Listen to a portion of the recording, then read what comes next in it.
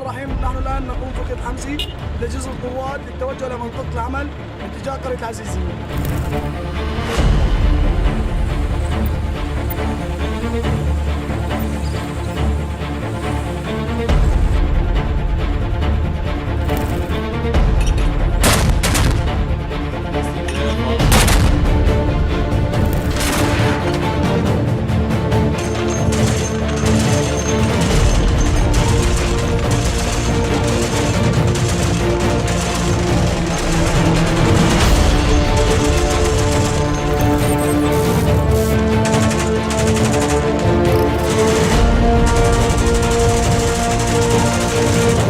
لا على اسوار دابق الان، جاهزين الشباب كلها لاقتحام البلده، ان شاء الله ساعات قليله ويتم التحرير.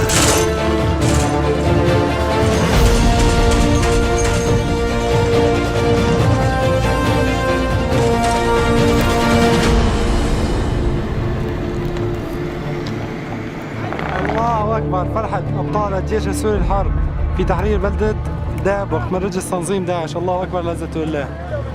من قلب بلدة دابق بعد تحريرها من رجس التنظيم.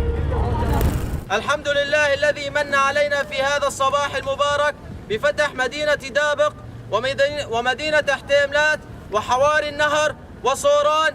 الحمد لله الذي جعلها كل صديق لنعطي برهانا للعالم أن هذه الدولة المزعومة دولة الخلافة ليست هي بدولة خلافة، وإنما هي بدولة خرافة.